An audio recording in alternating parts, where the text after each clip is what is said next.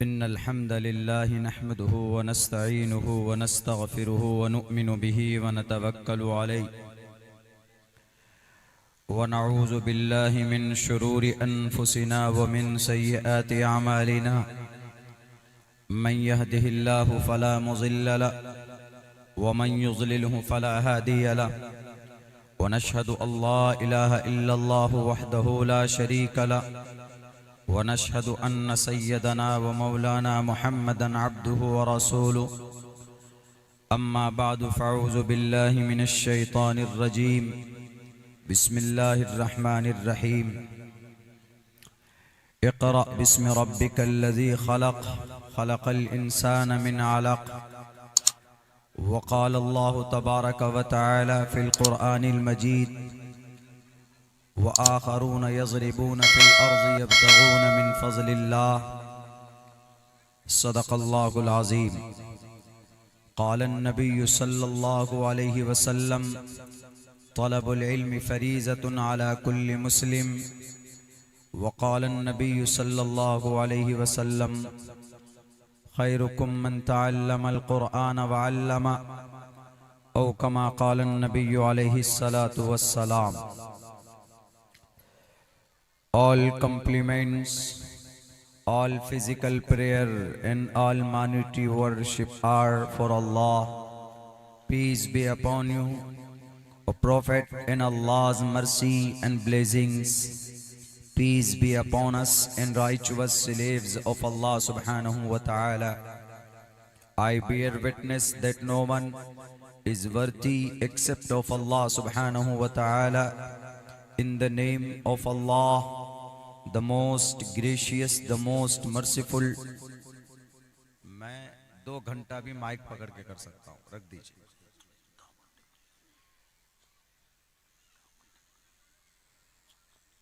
O my Lord, expand me my breast, ease my task for me, remove the impediment from my speech so they may understand what I say। उदारा सर्व एवैते ज्ञानी तात्मेव मयिमतम् आस्थितः सहि युक्तात्मा मामेवामुत्तमां गतिम्। बहुनाम जन्मनामन्ते ज्ञानवान् मां प्रपद्यते वासुदेवः सर्वमिति समहात्मा सुदुर्लभः।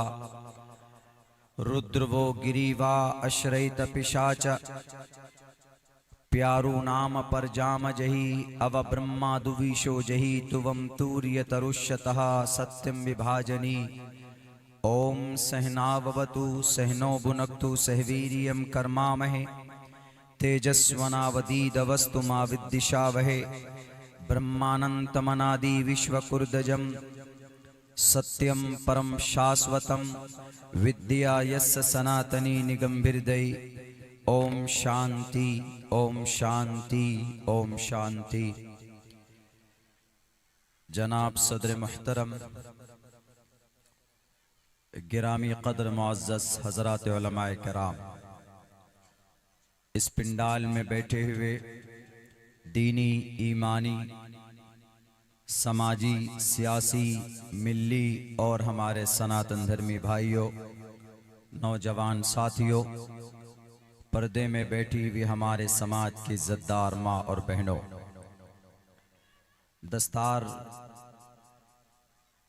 दस्तार फजीलत, दस्तार बंदी के बैनर तले यह प्रोग्राम मुनाकिद किया जा रहा और हम लोगों की शिरकत आपके इस मदरसे के दावत पर हुई है। अल्लाह तबारक व ताला से दुआ करते हैं कि अल्लाह तबारक व ताला इस इदारे को, इस मदरसे को, इस इलाके के लिए, इस सूबे के लिए, दीन की खिदमत के लिए मजीद कबूल फरमाए। बड़ी मुअज़्ज़ज़ हस्तियां बैठी हुई है। मैं एक तालिबे इल्म की हैसियत से आप लोगों के सामने हाजिर हुआ। अपनी ज़ुबान की इस्लाह की गर्ज से कुछ कहने की जसारत कर रहा हूँ।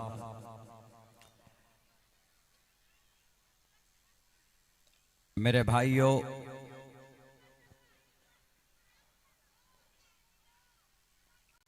आज उम्मते मुस्लिमा बहुत नाजुक दौर से ये कौम गुजर रही है। बहुत सारे इम्तिहानात, बहुत सारी दिक्कत और दुश्वारी। ऐसे माहौल में हम मुसलमानों को क्या करना चाहिए? बहुत से लोग पूछते हैं, मालूम करते हैं कि मौलाना हालात दुनिया के अंदर बहुत ज़्यादा ख़राब है, खुसूसन मुसलमानों के लिए, मज़हब इस्लाम के लिए क्या किया जाए? ऐसे वक्त में हम लोग क्या करें? ज़रा गाइडलाइन कीजिए, बताइए। मेरे भाइयों, मैं उन सब से यही कहता हूं, आपको घबराने की ज़रूरत नहीं है, आपको डरने की ज़रूरत नहीं है। आप अगर मोमिन हैं, मोमिने कामिल, तो आपको नहीं डरना चाहिए। वइन तस्बिरु व तत्तकू, कुरान करीम के अंदर अल्लाह तबारक व तआला ने वाज़ेह लफ्ज़ों में बयान किया कि ला यज़ुर्रुकुम कैदुहुम शैआ, अगर तुम सब्र के साथ डटे रहे, यकीन के साथ, तो तुम्हारे दुश्मनों के मक्र फरेब और उनकी साजिशें तुम्हारा कुछ नहीं बिगाड़ सकती। वला तहिनु वला तहजनु व अंतुमुल आलौन इन कुंतुम मुमिनीन। अक्सर बयानात में उलमाए किराम बितफसील गुफ्तगू करते हैं इस पर, और फिर ऐसी सिचुएशन से निमटने के लिए जनाबे मोहम्मदुर रसूलुल्लाह सल्लल्लाहु अलैहि वसल्लम की पाकीज़ा ज़िंदगी है। हमें मोहम्मदुर रसूलुल्लाह की ज़िंदगी के तरफ नज़र उठाना चाहिए, उनकी ज़िंदगी में देखना चाहिए कि आपने ऐसे हालात में, इनसे भी बदतर हालात में आप अलैहिस्सलातु वस्सलाम कैसे निकले हैं और सहाबाए किराम को कैसे बचाया।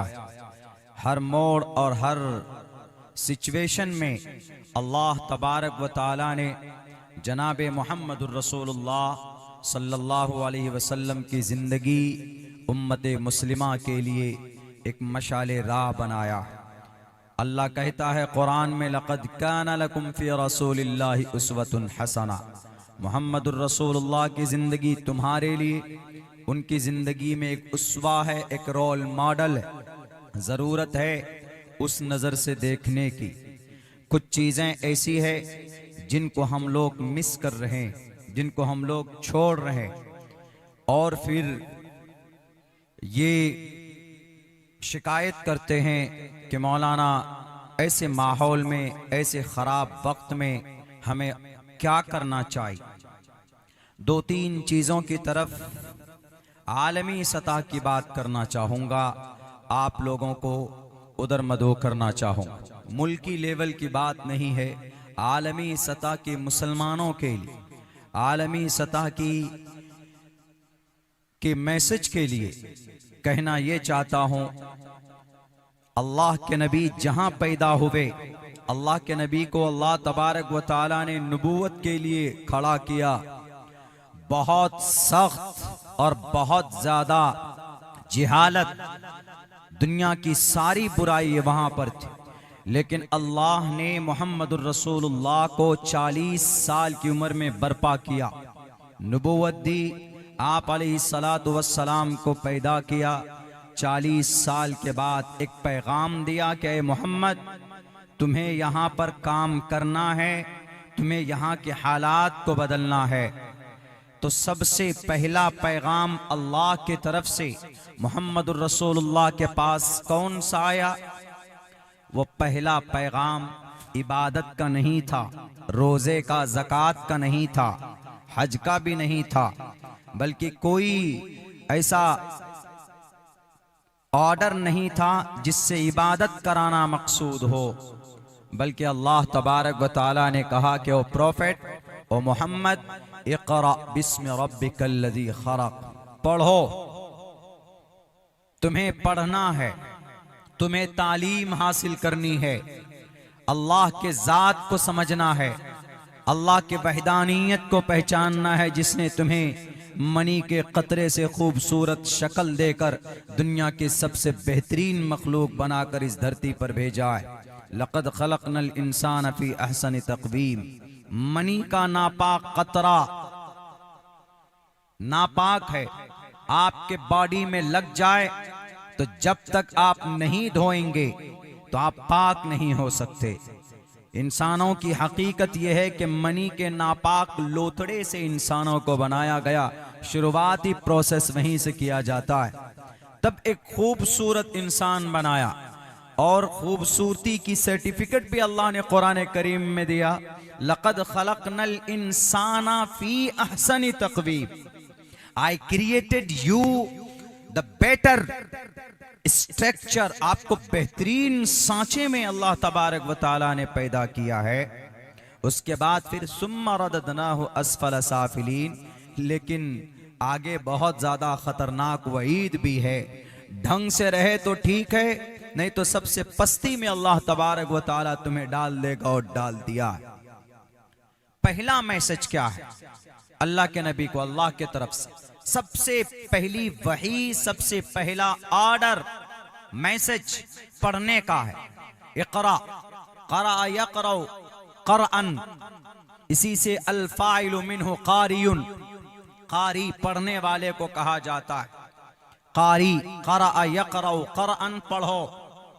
You have to read, you have to educate your child, you have to study about the last prophet, about Allah, about God and Lord and संविधान, कॉन्स्टिट्यूशन। इक़रा, पढ़ना है। इससे ये पता चलता है कि अगर किसी बुराई का खात्मा आपको करना है, कहीं पर आपको कुछ अच्छा काम करना है, तो वहां तालीम का रास्ता अपनाइए, एजुकेशन का रास्ता अपनाइए। अगर तालीम है, एजुकेशन है, तो नफरत भी मिटती है इससे। हिंदू भाई को भी शामिल करूंगा। मैंने खुतबे में 2 मंत्र पढ़े तालीम की फजीलत के ताल्लुक से उनके ग्रंथ में। एक तो उदारा सर्व एवैते ज्ञानी तात्मे व मैमतम आस्थितः सही युक्तात्मा मामे व मुत्तमाम गतिम। 7वें अध्याय का श्लोक है श्रीमद् भगवत गीता का। दूसरा मंत्र है बहुनाम जन्मना मंते ज्ञानवान माम परपदिग्यते वासुदेवा सर्वमिति समहा आत्मा सुदुर्लभः। इंसान महाआत्मा बनता है। इसमें अंतिम अवतार आखिरी नबी का भी चर्चा है। बहुनाम जन्मना मंते, कई जन्मों के बाद एक महान इंसान पैदा होगा और वो ईश्वर की बातों को लोगों के सामने रखेगा और ज्ञान की बात करेगा। और सुनो, ज्ञान से सा महा आत्मा, कोई भी साधारण आत्मा, कोई भी साधारण इंसान ज्ञान से, एजुकेशन से महा आत्मा महान बन सकता है, बड़ा बन सकता है। श्रीमद् भगवत गीता में तालीम है, नॉलेज है अपने मजहब के बारे में, अपने रिलीजन के बारे में, अपने शास्त्र के बारे में। तो हिंदू भाइयों को भी उनको कोई नेता नहीं बहका सकता, उनको कोई अंधभक्त नहीं बना सकता। मुसलमानों को भी ज्ञान है कुरान के बारे में, बल्कि अल्लाह के नबी का तो फरमान है तलबुल इल्मी फरीज़तुन अला कुल्ली मुस्लिम, कि मुसलमानों तुमको इतना इल्म हासिल करना, that's very important to receive and to get knowledge about your life, about your lord, about your sharia, about your ahkam, about the command of Allah। अल्लाह के अहकाम के बारे में जिनका वास्ता तुम्हारी जिंदगी के अंदर पड़ता है, तुम्हारे लिए जरूरी है, फर्ज है उतना इल्म हासिल करना। और ये कहा कुरान में कि पढ़ा लिखा आदमी और अनपढ़ आदमी बराबर नहीं हो सकते। कुल हल यस्तविल लज़ीना यअलमून वल्लज़ीना ला यअलमून। इसी को कहा श्रीमद् भगवद गीता में, उदारा सर्व एवैते ज्ञानी। जो ज्ञानी होगा, जो जानने वाला होगा, जो महाआत्मा होगा, और एक इलिटरेट अनपढ़ गवार, उनमें और उनमें कभी भी मुकाबला नहीं हो सकता। जो जाहिल हैं, जिनके अंदर ज्ञान नहीं, न ज्ञानम न शीलम न गुणे न धर्मा, जिनमें धर्म का ज्ञान नहीं, जिनमें समाज का ज्ञान नहीं, तो क्या कहा, भुवे भारभूता ते मृत्युलोके मर्गाश्चरन्ति। मृत्युलोक में मरने के बाद उसका मकाम ऐसा है ईश्वर के पास जैसे एक जानवर का होता है, क्योंकि जानवर में ज्ञान नहीं होता, जानवर में अकल नहीं होती है, इतनी समझदारी नहीं होती है, उनको अच्छा और बुरा नहीं पता कर सकते वो जानवर को। इसीलिए कहा गया, न शीलम न ज्ञानम न गुणे न धर्मा ते मृत्युलोके। तो मरने के बाद, मृत्युलोक मरने के बाद, भुवि भारभूता मर्गाश्चरन्ति, वो जानवरों की तरह होंगे ईश्वर के पास जिनमें ज्ञान नहीं होता। मेरे हिंदू भाइयों, आपके कानों तक अगर श्रीमद् भगवद गीता का यह श्लोक पहुंचता है तो आप खुद से अध्ययन कीजिए, पढ़िए, मजहब के बारे में, समाज के बारे में, सोसाइटी के बारे में, पड़ोसी के बारे में क्या हक हुकूक बयान किए गए। इस्लाम में तो अल्हम्दुलिल्लाह बयानात भी होते हैं, पड़ोसियों के क्या हुकूक हैं, इंसानियत का रिश्ता क्या है, इस धरती पर इंसान कौन है। हमारा अकीदा, हमारा कॉन्सेप्ट है कि इस धरती पर पूरी दुनिया के अंदर तकरीबन 10.5 अरब इंसान, 7 अरब इंसान की ये रिपोर्ट सन 2011 की, सन 2022 की स्टेटस, और ये रिपोर्ट के मुताबिक पूरी दुनिया में तकरीबन 10.5 अरब इंसानों का रिश्ता आपस में भाई भाई का रिश्ता है। एक माँ बाप के कोख से पैदा हुए, सबके अंदर एक तरह का खून होता है, एक ही ईश्वर ने सबको पैदा किया। खुले लफ्जों में कहा है, 7872 साल पहले वेद व्यास जी ने अपने शास्त्र के अंदर साफ लफ्जों में कहा है, खुले लफ्जों में कहा है कि ब्रह्म शूद्रो ब्रह्मण तामिति ब्रह्मणश्चैति शूद्रताम क्षेत्रियो याति वितरत्वम विघाद्विच्यम तथे चचासे एवात्रपति परजानाम कथम पुनर्जाति कीर्ता परभेदा। इसका मतलब समझने के लिए, या अय्युहन्नास इन्ना खलकनाकुम मिन ज़करिन औ उन्सा, या अय्युहन्नास इन्ना खलकनाकुम मिन नफ्सिन वाहिदा। एक इंसान, अम्मा हव्वा, दादा आदम, अम्मा के कोख से, आदम के जरिए से पूरी दुनिया के इंसानियत, सारे इंसान जितने भी हैं, सब एक माँ बाप की संतान है। उठाकर देख लीजिए तारीख, हिस्ट्री। ज्यादा उधर नहीं पढ़ने जाऊंगा, मंत्रा मेरा टॉपिक छूट जाएगा, मैं जिस पे बात करना चाहता हूं। इतना कहूंगा कि तालीम, शिक्षा जरूरी है। अगर शिक्षा है, तालीम है, तो फिर नफरत भी नहीं। कैसे? मैं एक वाकया मुख्तसरन बयान करता हूं, क्योंकि बहुत कम वक्त है।